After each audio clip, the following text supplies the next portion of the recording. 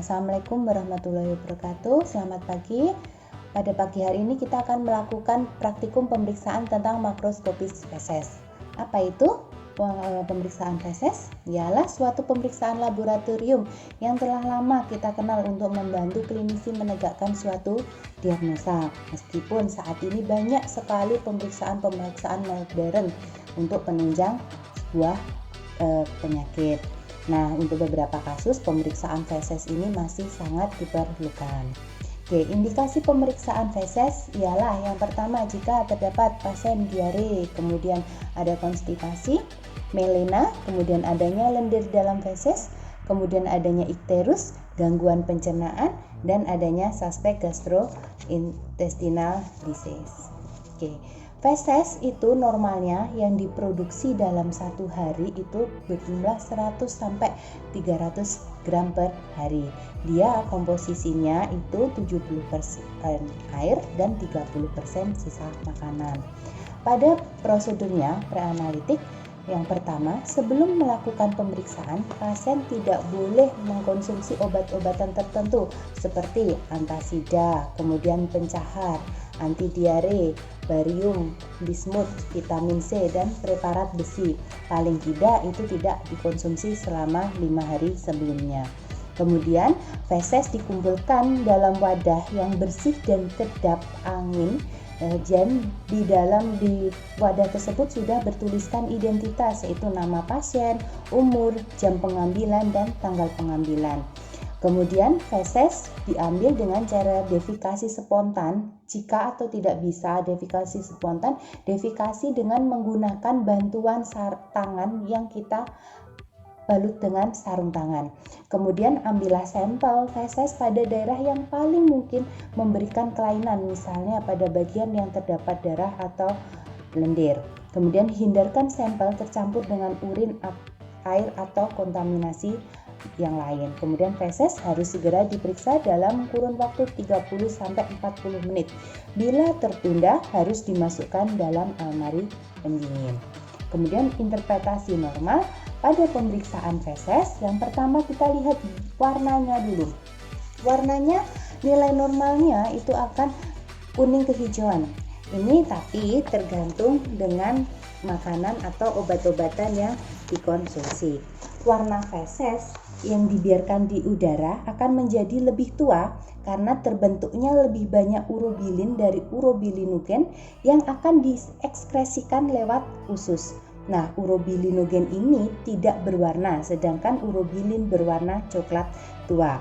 Nah, kemudian jika ada feses berwarna hijau, itu biasanya oleh makanan yang banyak mengandung sayur mayur. Nah, karena apa?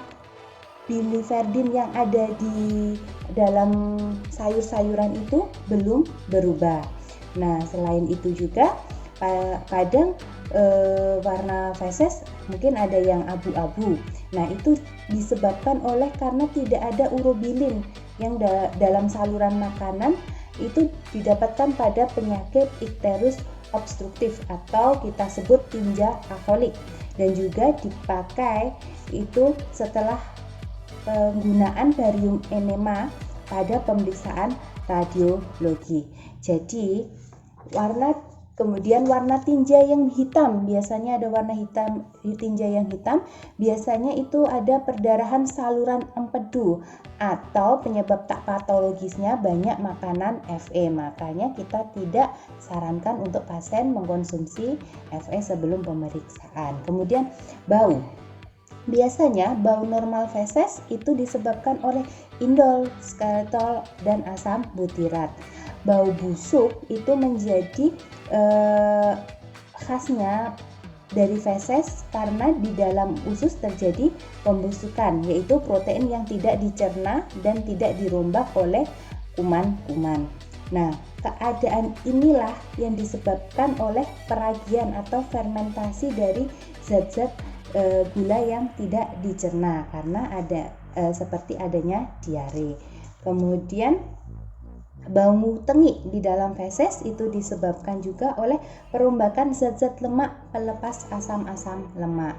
Kemudian konsistensi feses itu nilai normalnya dia agak lunak dan berbentuk. Jadi feses normal itu dia mempunyai bentuk.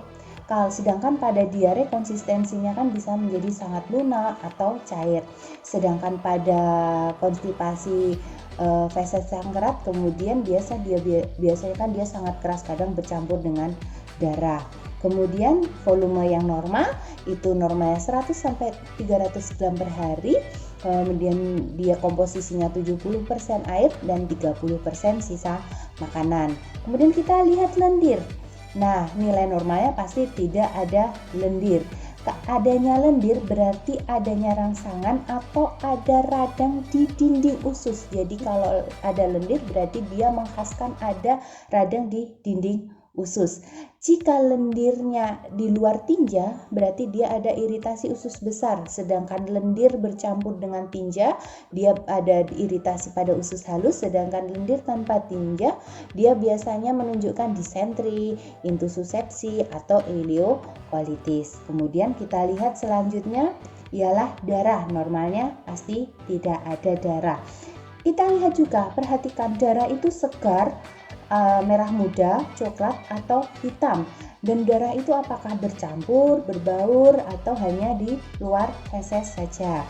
Ya, kita harus melihat itu. Jika darahnya dia warnanya samar-samar, jadi warnanya merah tapi tidak terlalu kuat, dia kemungkinan penyebabnya pada ulcus pepticum.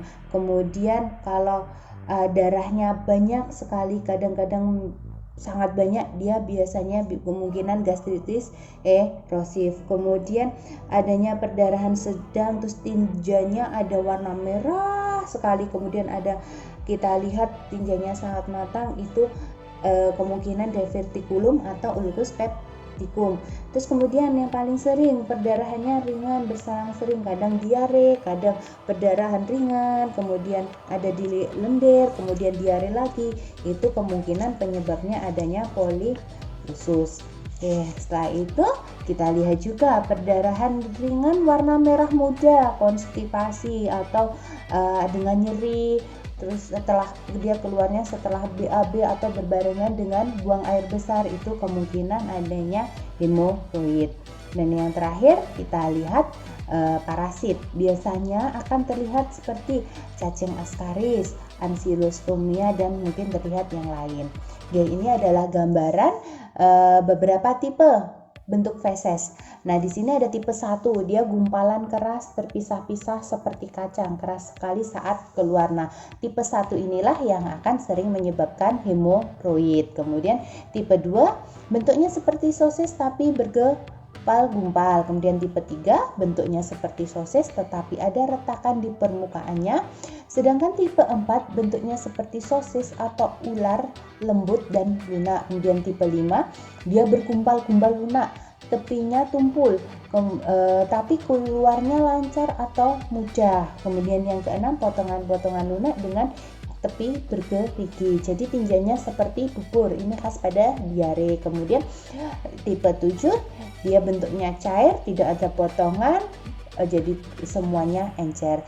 Dari ketujuh tipe inilah yang paling normal atau kita katakan feses normal itu tipe 2 dan 3. Oke, terima kasih. Ini sekian pengantar praktikum dari saya. Ada kurang lebihnya saya mohon maaf. Assalamualaikum warahmatullahi wabarakatuh.